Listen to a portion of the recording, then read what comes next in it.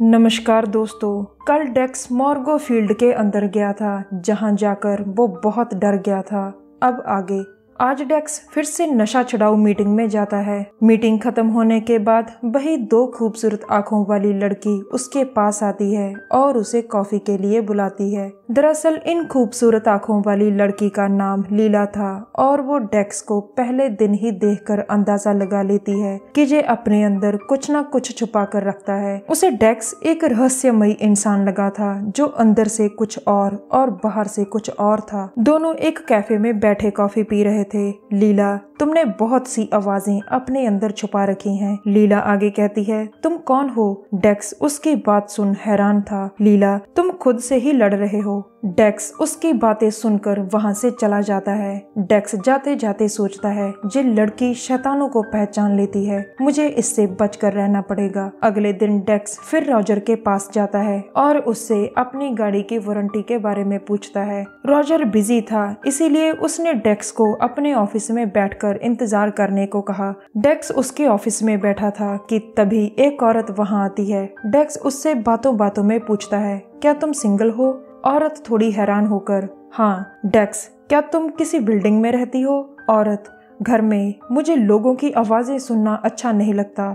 डेक्स, तुम्हारे पास कोई डॉगी नहीं होगा?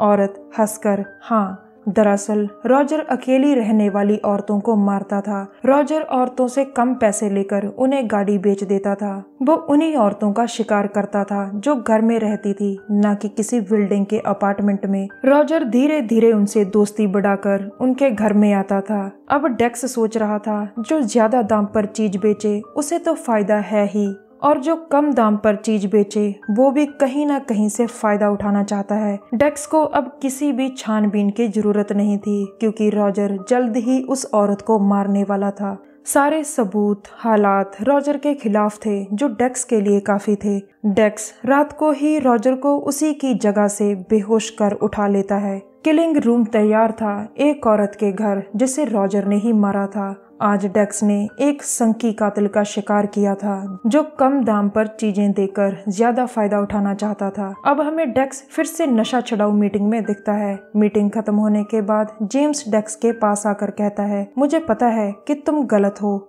जेम्स अब भी डेक्स पर नजर रखे हुए था। अगले दिन रीटा डेक्स को नशा छुड़ाऊ मीटिंग में छोड़ने आती है। रीटा कहती है, मैं तुम्हें 1 घंटे में ले जाऊंगी, लेकिन डेक्स कहता है, हम कहीं लंच पर जा रहे हैं। फिर डेक्स कहता है, वो देखो मुझे लंच कराने वाला। सामने लीला खड़ी थी जिसकी खूबसूरती देख रीटा परेशान हो जाती है। अगले दिन पुलिस डिपार्टमेंट में डेक्स अपने कैबिन में बैठा था और मसूका भागकर टास्क फोर्स के पास जाता है। मसूका के हाथ बे हार्बर बुच्चर के खिलाफ कोई तगड़ा सबूत लगा था, जबकि डेक्स बाहर बैठा सोच रहा था, मसूका एक ऐसा आदमी है जो अकेला भी मेरे राज खोल सकता है। दरअसल डेक्स को मसूका की काबिलियत पर पूरा यकीन था कि वो अपना काम पूरी लगन से करता है। मसूका भी टास्क फोर्स का हिस्सा था। अब डेक्स लीला के घर जाता है जहां वो अपना काम कर रही थी। लीला एक मूर्तिकार थी। डेक्स उसकी मूर्तियां देखकर हैरान होता है क्योंकि सभी मूर्तियां एक दूसरे को खा रही थी। लीला अक्सर कोई न कोई चीज चुराकर अपनी मूर्तियों में इस्तेमाल करती थी। अगले दिन सुबह डेक्स के घर में डेक्स डेब से पूछता है जो टास्क फोर्स का हिस्सा थी, बे हार्बर बुच्चर के बारे में क्या पता चला? डेब, एलगी यानी काई। डेक्स हैरान होकर, एलगी? डेब, हाँ, मसूका को बैग्स के अंदर लाशों के साथ एलगी भी मिली।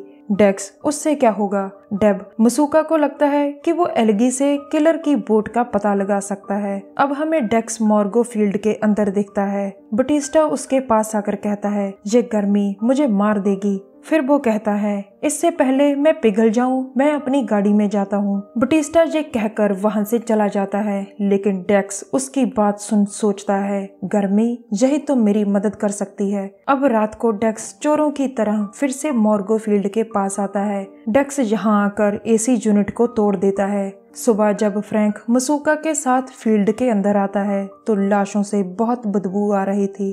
अब हमें मसूका और डेक्स दिखते हैं। मसूका बताता है कि रात को किसी ने एसी यूनिट तोड़ दी, जिसके कारण फील्ड में गर्मी बढ़ गई और सभी लाशें बर्बाद हो गई। फिर मसूका कहता है अच्छी बात तो ये है कि गर्मी के कारण पत्थर खराब नहीं होते, जिन्हें फ्रैंक ने अलग से संभाल कर रखा है।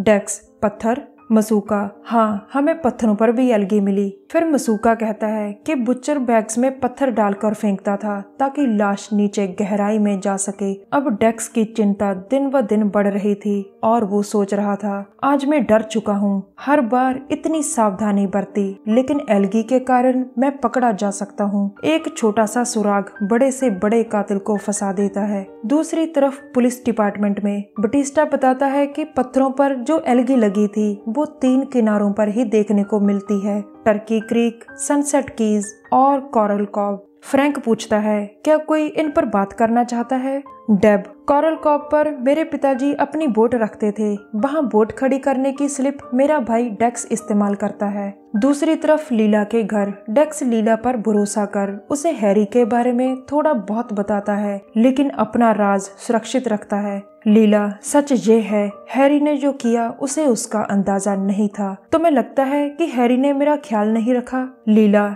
हैरी के कारण ही तुम गलत रास्ते पर हो। डेक्स मैंने अपनी पूरी जिंदगी हैरी के अनुसार व्यतीत की है। अगले दिन पुलिस डिपार्टमेंट में फ्रैंक सबको कहता है कि हैरी नाम के एक आदमी को लगा कि उसे कल रात बुचर ने पकड़ा था, लेकिन वो भाग गया। डेक्स ये सुनकर सोचता है ये मेरे लिए अच्छी खबर है, क्योंकि कल रात मैंने कुछ नहीं किया।